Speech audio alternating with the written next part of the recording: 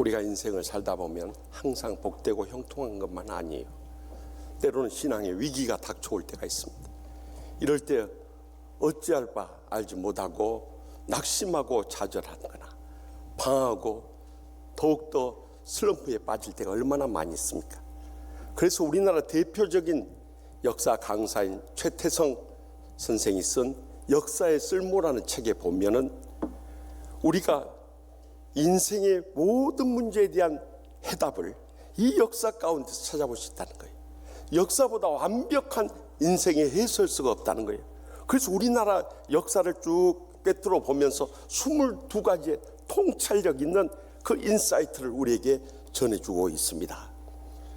그래서 저는 이 책을 지난 주간에 지방 집회를 가면서 읽으면서요, 아 그렇다, 지난날에 우리의 신앙의 선조들이 이 구약부터 신약 이르기까지 이 역사 속에서 살았는데 이것이 바로 주님의 역사, 히스토리 아닙니까?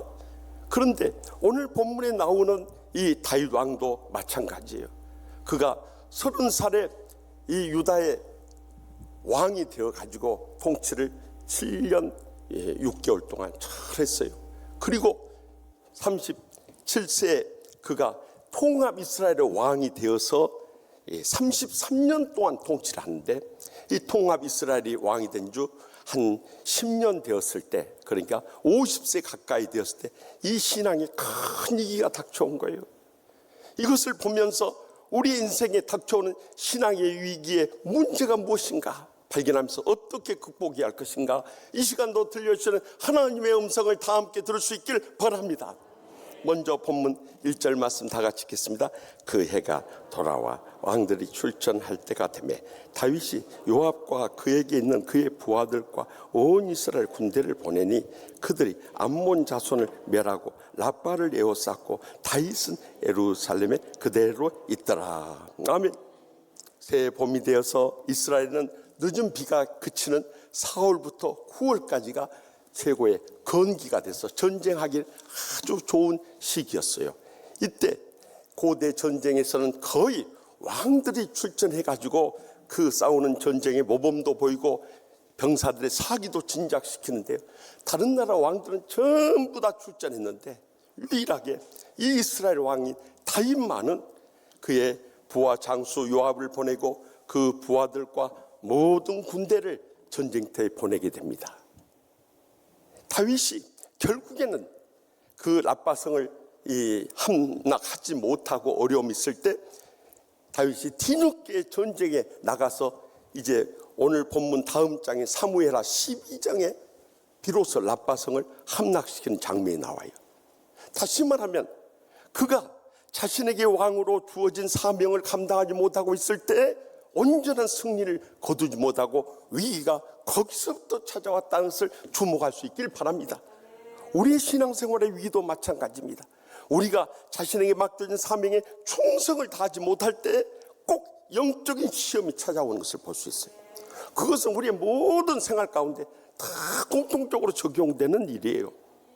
옛날 우리의 가정에서도 우리 할머니들이나 어머니들은 새벽 일찍 일어나서 밥하고 도시락 한 100개 식사하고 그리고 빨래하고 청소하고 하루 종일 밤늦게까지 일과를 다 마치고 잠드실 때는요, 여성들에 있어 우울증이나 불면증이라는 단어는 없었어요. 그런데 이제 먹고 살만하고 여자들이 여유가 있으니까 어떤 의미의 웃음인지 모르겠어요. 이제 우울증이 오고 불면증이 오는 거요. 그것은 영적 신앙생활에도 마찬가지입니다. 우리가 성령 충만한 사람은요 절대 불평하거나 원망하지 않습니다. 말 많은 사람들의 공통점이 무엇인지 아십니까? 자기는 더 심각한 문제를 안고 있는 것을 발견하게 돼요. 그래서 영과 진리로 예배에 전심전력하는 사람들, 예배 순서에 대해서 불평 안 합니다. 더욱이 기도에 힘쓰는 사람들은요 절대 불평하거나 원망할 이유가 없어요. 하나님 앞 다 하려면 되니까요. 더욱이 하나님 앞에 온전한 11조와 헌금생활 충실하게 하는 사람은 절대 재정에 대해서 따지지 않습니다. 더욱이 또 전도 열심히 하는 사람들 보십시오. 교회 부흥되니 안 되느니 불평원망하지 않습니다. 대부분 자기 자신의 문제를 극복하지 못한 사람들이 그저 목사에 대해서, 장로에 대해서, 권사에 대해서, 집사에 대해서, 교회에 대해서 불평원망하는 것을 공통적으로 발견하게 돼요. 그래서 지옥같이 그렇게 다투고 싸우고 살다가 지옥 굶어서 영혼이 떨어져 죽고 마는 거예요. 아무도 안 알아주는 그런 신앙 뭘 하냐 이 말이에요. 그래서 주님께서는 고린도전서 4장 1절에서 2절에 뭐라고 말씀하십니까? 사람이 마땅히 우리를 그리스도의 일꾼이요 하나님의 비밀을 맡은 자로 여길지어다. 주위의 사람들이 우리를 보면서 참 그야말로 그리스도 일꾼이고 하나님의 비밀을 맡은 자로 인정을 받아야 한다는 거예요. 그러기 위해서는 그리고 맡은 자를 구할 것은 충성이니라. 그것을 맡은 사람은 충성을 다해야 한다는 거예요. 그래서 자신의 사명에 헌신하고 봉사하고 충성을 다하는 사람들은요, 하나님께서 하늘문을 여시고 계속해서 은혜를 부어주시고요, 축복을 내려주시고 행복하게 사명 감당하며 영광 돌리게 주시는 거죠. 저는 지난 44년 동안 목회를 하면서도요, 자기 이익이나 명예에 그 챙기고 몸살이고 자기 편안을 위해서 신앙생활하는 교인이나 목회자들 절대 하나님 복을 주고 귀하게 쓰시고 크게 영광 거둔 것을 보지를 못했어요. 그러나 이름도 없이 빛도 없이 말도 없이 헌신 봉사 충성을 다하는 교인들이나 주의 종은 계속해서 복을 주시고요, 귀하게 쓰시고요, 크게 영광 거둬 주시더라 이거예요. 그래서 마태복음 25장 21절과 23절 두 번이나 되풀이해서 5달란트 맡은 자와 2달란트 맡은 자에 칭찬하지 않습니까? 살아있도다 착하고 충성된 종아, 내가 적은 일에 충성하였으면 내가 많은 것을 내게 맡기리니 내 주인의 즐거움에 참여할지어다. 하나님께서 점점 복을 주시고 귀하게 쓰시고 크게 영광고도 주신다는 거예요. 우리에게 맡겨진 사명 충성을 다하고 있으면 어떤 신앙의 위기 시험들이 닥쳐와도 우리 능히 이겨낼 뿐만 아니라 하늘의 삶과 이 땅의 복을 기필코 누릴 날이 꼭 다가오게 될 줄 확실히 믿으시기 바랍니다. 계속해서 본문 2절 말씀 다 같이 읽겠습니다. 저녁 때에 다윗이 그의 침상에서 일어나 왕궁 옥상에서 거닐다가 그곳에서 보니 한 여인이 목욕을 하는데 심히 아름다워 보이는지라. 당시 팔레스타인에서는 이 낮에 너무 날씨가 덥기 때문에 오춤을 즐기곤 했어요. 그런데 이 문제의 심각성을 다윗이 안다면 지금 자빠져 잘 때가 아닌 거예요. 왜냐하면 자신의 충성스러운 요압 장군을 비롯해서 부하들이 전쟁 때 나가서 생사의 갈림길이 있을 때 자기가 그때 깨어서 기도해야 되고 하나님 말씀 묵상하면서 승리를 기원해야 될 텐데, 오늘 본문을 주목해서 보세요. 오후에 잤다 할지라도 일어나야 될 거 아니에요. 저녁 때까지 자빠져 잔 거예요. 그리고 나서 어슬렁어슬렁 평평한 지붕 위를 이렇게 거닐다 보니까 이웃집 여인이 옷을 벗고 목욕하고 있는 거예요. 그러면 피하고 들어왔는데 왜 이렇게 뚫어지게 보냐 이 말이에요. 거기서부터 시험에 빠져버리고 만 거예요. 그가 깨어서 기도해야 할 때, 기도하고 있지 않을 때 사탄의 시험은 여지없이 그를 무너뜨리게 만 것입니다. 그래서 예수님께서도 십자가의 고난을 앞두고 겟세마네 동산에서 땀방울이 핏방울같이 변할 정도로 깨어서 울부짖으며 기도하고 있는데 베드로를 비롯한 제자들이 졸고 있으니까 와서 마태복음 26장 41절에 뭐라고 말씀하십니까? 시험에 들지 않게 깨어 기도하라. 마음엔 온이로 내 육신이 약하도다 하고 책망하지 않았습니다. 여러분, 시험에 들지 않으려면 깨어 기도하는 길밖에 없는 거예요. 또 시험에 들었다 할지라도 우리가 이겨낼 수 있는 길은 깨어 기도하는 길밖에 없다는 것을 잊지 마시기 바랍니다. 제가 왜 깨어 기도하는 것을 이토록 강조하냐면요, 저 자신도 20살 때 참 병원에서 포기한 이 차가 이렇게 기적적으로 살아난 것도 주님 앞에 울부짖으며 기도한 데서 기적적인 이 병고침의 체험이 있었기 때문이기도 하지만요, 목회를 하면서도요, 얼마나 억울하고 원통한 일들을 많이 당한지 몰라요. 제가 치유하는 교회 와서도 얼마나 억울하고 원통한 갖가지 유인물을 돌리고 고소를 하고 이 목사 면직 이 판결까지 받으면서도 제가 어떻게 할 수 있겠어요? 아무런 힘도 없고 내세울 것도 없고 붙잡을 것도 없는데 그저 새벽마다 주의 전에서 주여 주여 주님께 모든 걸 맡깁니다. 주님 뜻대로 서시고 주님 홀로 영광 거둬 주시옵소서. 눈물로 간절히 부르짖는데 그때 주님께서 살아 역사해 주셔서 원수 대적도 물리쳐 승리케 하시고 오늘의 이 자리 앞에서 여러분에게 서서 간증의 말씀을 증거할 수 있는 것입니다. 깨어 기도하지 않으면 어느 누구도 사탄의 역사를 이겨낼 수 없는 거예요. 그러나 우리가 깨어 부르짖었기 때문에 오늘의 승리와 영광스러운 복을 누리고 있는 것입니다. 저는 지난 주일부터 화요일까지 저기 경상남도 김해에서 가장 큰 교회인 김해교회 한 1000여 명 모이는 큰 교회 갔어도 간절하게 부르짖지 않을 수 없어요. 깨어 기도하지 않으면 우리가 영적으로 살아날 길이 없습니다. 그래서 부르짖는 기도를 그들에게 전하지 않을 수 없었고요.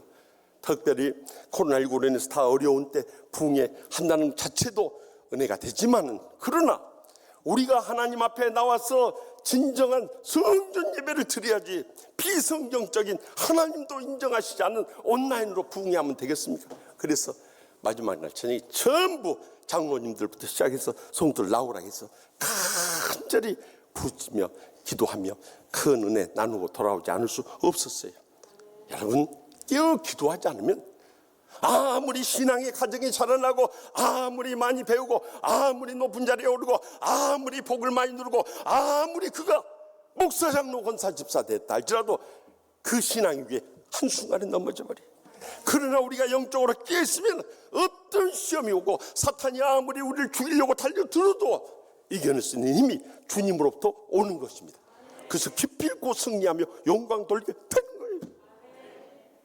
저는 지난 수요일 목요일은 저기 전라북도 진안에 있는 진안제일교회, 그것도 진안 제일 큰 교회예요. 진안 군민이 18,000명 밖에 안 돼요. 그런데 1,000명 가까이 부흥하는 교회를 이룬 거예요. 사실 10여 년 전에 제가 그 교회에 갔을 때 현재 28년째 목회하고 있는 이 종학 목사님이 큰 시험에 빠져 있었어요. 교인들이 목사에 대해서 음해하고 비방하고 공격하니까 에이 더러운 놈들 더 이상 여기서 목회하고 싶다. 그래서 사임을 하기 전에 제가 부흥회를 갔더니 막 갈등을 겪고 있더라. 그래서 내가 그랬어요. 동생만 힘든가? 나도 힘드네. 동생만 아픈가? 나도 아프네. 그러나 우리가 이 영적 싸움에서 물러서면 안 되네. 기도줄 붙잡고 끝까지 매달려서 교회 부흥시키고 회복한 다음에 그때 저기 대전으로 개척을 하든지 그 다음은 마음대로 하소. 그러나 지금 떠나면 안 되네. 그때 끝까지 인내하면서 그 영적 싸움에 기도하며 승리해가지고 우리 성전과 마찬가지로 그 좋은 성전 이루고요. 이렇게 은혜롭고 행복한 교회를 회복하게 됐어요. 그래서 제가 이번에 가서 또 물었어요. 대전으로 개척하러 갈란가? 아유 형님 그런 말씀 하지 마세요. 지금 너무너무 은혜롭고 행복한데요. 여러분 우리가 깨어서 기도하면 못 이길 영적 싸움이 없는 거예요. 그래서 베드로전서 5장 8절 9절에 근신하라 깨어라 너희 대적 마귀가 우는 사자같이 두루다니며 삼킬 자를 찾나니 너희는 믿음을 굳건하게 하여 그를 대적하라. 이는 세상에 있는 너희 형제들도 동일한 고난 당한 줄 압니다. 여러분 고난 나만 당한 게 아니에요. 구약시대의 선지자들도 다 당하고 성도들도 당했고 신약시대의 사도들도 다 당했고 성도들도 그 환난과 핍박 속에서도 영적 싸움에 승리했던 거예요. 그렇기 때문에 우리도 마찬가지로 깨어 기도함을 통해서 사탄 마귀를 영적으로 분별하고 대적에 나갈 때 기필코 승리하며 영광 돌리는 믿음의 복된 생에 다 체험하게 될 줄 확실히 믿습니다. 마지막으로 본문 4절 말씀 다 같이 읽겠습니다. 다윗이 전령을 보내 그 여자를 자기에게로 데려오게 하고 그 여자가 부정함을 깨끗이 하게 하였으므로 더불어 동침하며 그 여자가 자기 집으로 돌아가니라. 다윗이 이 육적인 시험에 빠지게 되니까 이제 적극적인 행동을 이루게 되는 거예요. 그래서 전령을 보내서 그 여자가 어떤 여자인지 알아본 거예요. 햇사람 우리아의 아내라는 거예요. 바세바라는 이름을 가진 아름다운 여인이었던 거예요. 여러분 우리아 장군이 어떤 사람입니까? 다윗이 그 어려운 피난생 할 때 37인의 용사들이 다윗을 지켜다 줬는데 그 중에 한 사람이라고 사무엘하 23장에 증거하는 분 아닙니까? 그런데 그 아내와 더불어서 동침을 하고 그 다음에 몸을 씻어 정결케 해서 보냅니다. 오늘 본문에는 그 여자가 부정함을 깨끗이 하였으므로 더불어 동침하며 그랬는데 원어 성경에는 거꾸로 기록돼. 동침한 후에 그 죄를 가리울까 해서 몸을 씻어 결례를 행한 후에 돌려보냈다고 기록합니다. 그러나 다윗 왕은 이 제약의 유혹을 이기지 못함으로 인해서 결국 신앙의 큰 위기를 당하고 만 거예요. 오늘날 말씀의 마지막 때도 우리에게 신앙의 위기들이 끊임없이 부딪혀오는 거예요. 얼마나 세상이 사악하고 타락해 버렸습니까? 그래가지고 세상 사람들이 이 성적으로 타락하면 말할 것도 없고 우리 믿는 자들까지 우리를 얼마나 시험에 들어옵니까? 이렇게 목회를 하면서도 보면 어렸을 때 부모님의 사랑 못 받거나 또한 이 남편이나 아내 사랑 못 받은 사람일수록 정말 이 목사님을 의지하게 돼요. 또 목사님의 말씀의 은혜와 기도의 능력이 있으면 더 메어달리게 돼요. 목사님 인물까지 받쳐줘 보십시오. 얼마나 목회하기 힘든지 몰라요. 그래서 내가 오늘 일부 예배 드리면서 이 주인자 목사님이나 저나 목회하기 얼마나 힘드냐고 내가. 여러분 우리에게도 끊임없이 시험이 닥쳐오는데 이것을 이겨낼 수 있는 게 딱 한 가지 방법이에요. 디모데후서 2장 22절에도 증거한 바가 같이 또한 너는 청년의 정욕을 피하고 주를 깨끗한 마음으로 부른 자들과 함께 의와 믿음과 사랑과 화평을 따르라. 다시 말하면 이런 정욕의 시험은 피하는 길만 이길 수 있지. 우리가 만나서 그 사람 전도하고 치유하고 주님의 제자로 양육한다. 이것은 불가능한 것입니다. 그래서 성경은 끊임없이 우리를 유혹하는 시간이나 장소나 상대를 피할 것을 명령하고 계세요. 대신 주를 깨끗한 마음으로 부르는 성도들과 주의 종들과 함께 하나님의 의와 믿음과 사랑과 화평을 따를 것을 명령하고 있는 것입니다. 그렇기 때문에 코로나19가 아무리 극성을 부리고 5만 명이 넘는다 할지라도 그런 것 두려워하지 말고 하나님이 가장 기뻐하시고 복의 통로가 되는 예배의 자리로 나올 수 있길 바랍니다. 기도의 자리로 나올 수 있길 바랍니다. 찬송의 자리로 나올 수 있길 바랍니다. 교제의 자리로 나올 수 있길 바랍니다. 아멘 안 한 분이 있어서 할 때까지 해버려요. 봉사의 자리로 나올 수 있길 바랍니다. 전도의 자리로 나올 수 있길 바랍니다. 선교의 자리로 나아갈 수 있길 바랍니다. 그것만이 영적으로 우리가 살 수 있는 길인 거예요. 지난 목요일 금요일은 총회 부흥전도단 봉사 아카데미 및 부부 수련을 하는데요.